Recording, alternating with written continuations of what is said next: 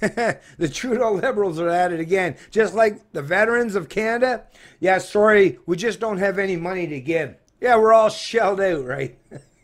And I mean, that's such a failure on so many levels, especially when you consider just for what, half a second, quarter of a second, 1/10 of a second, how much money the federal Liberals have been squandering and pissing away to support basically anyone in any foreign country around the world, or illegal asylum seekers, or border crossers, the mass immigration file, crony corporations, corrupt institutions. I mean, think about the billions and billions of dollars that the federal Liberals have been squandering and pissing away to support not just crony or corrupt institutions and corporations, but foreign actors, foreign entities, foreign governments, foreign militaries, foreign dictatorships. I mean, it's a never-ending free-for-all. As far as Trudeau's concerned, when it comes to the Canadian taxpayer dollars, or should I say the productivity of the unborn at this point in time, because as I've said many times in the videos in the past, is, yeah, the debt levels are too high. All these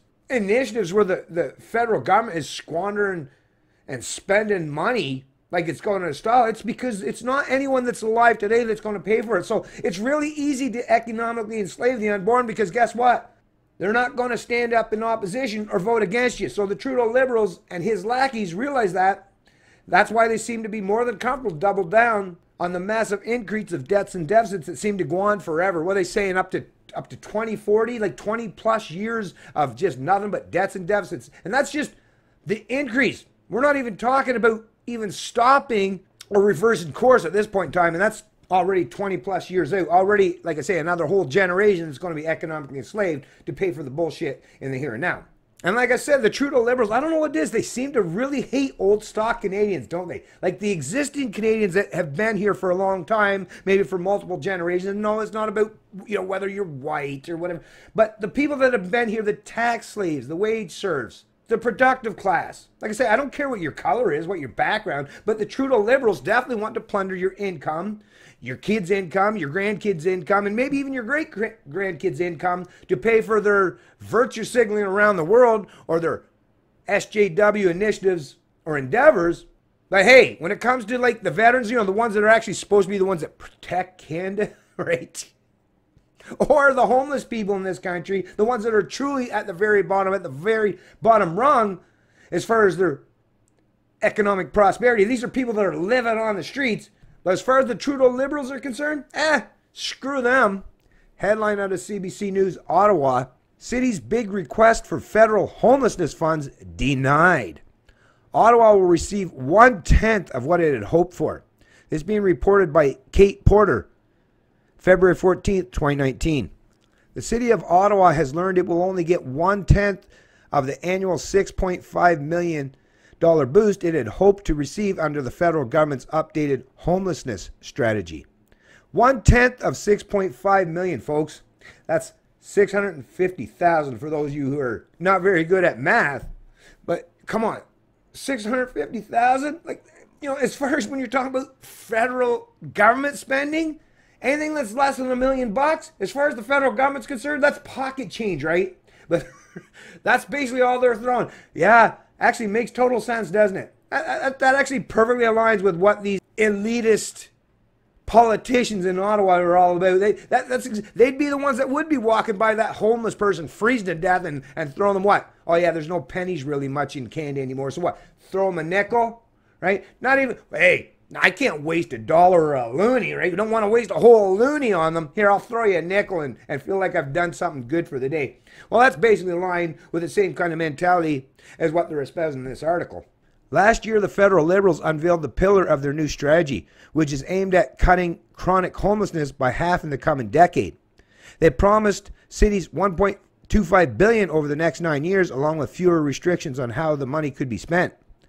Ottawa is one of 61 communities that receives money from the federal government every year to deal with homelessness. Mayor Jim Watson wrote to the federal housing minister in July 2018 asking for an extra $6.5 million per year under the revamped program. That would be over and above the $7 million it currently receives from federal homelessness fund that's set to expire on March 31st and be replaced with the Liberals' new Reaching Home plan. Watson acknowledged in his July letter that federal staff didn't lead him to expect any more financial assistance than the status quo. Still, he asked for the extra money anyway, calling it critical for addressing some of the city's most pressing needs. The city would have put $1.5 million toward installing support workers in some social housing apartments and rooming houses. Workers who could help people with addictions, mental health, and other issues. Another $1.5 million would have gone to the Youth Service Bureau, the Shepherds of Good Hope, and a site on Carling Avenue for supportive housing projects. Instead, the federal government has allotted Ottawa an extra $608,000 for the current and next fiscal years, followed by $1.5 million from 21 to 2024. That brings Ottawa's total to $40.7 million over 5 years. That's considerably less than Watson asked for, the city's community and social services manager told council in a memo. Well, actually, as far as that goes, the more I read into it, I mean, it doesn't even seem, see, that's the thing, even this mayor, none of these bureaucrats, like I say, it doesn't matter if it's the federal politicians or your provincial politicians or even the local guy like the mayor here. Basically what they're saying is it looks like the bulk of that money that they were wanting to earmark or put towards homelessness seemed like it was more or less going to create more bureaucracy, more public sector jobs, more big paying public sector jobs. And let me tell you, I'm not going to use any personal examples, but yes, I know people very well. Matter of fact, I have a relation to a particular person that's into this environment where you take care of the homelessness. And what I find most striking is the fact that this person makes a substantial income, much more than a typical private sector employee in pretty much any business in Canada. This person makes a whole lot more money than most of us could ever hope for in the run of a year for working for big government to take care of homeless people.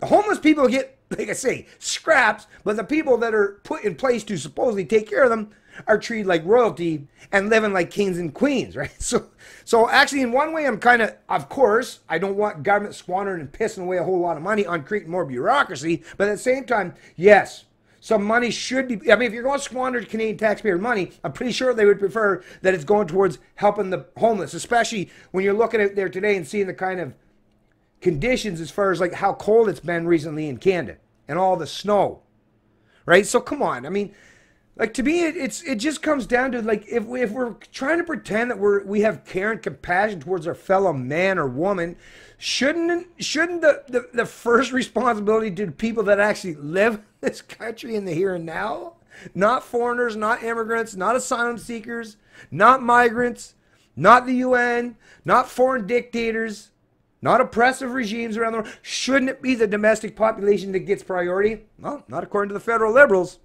Not under Trudeau anyways. It's Canadian Libertarian, and I love liberty.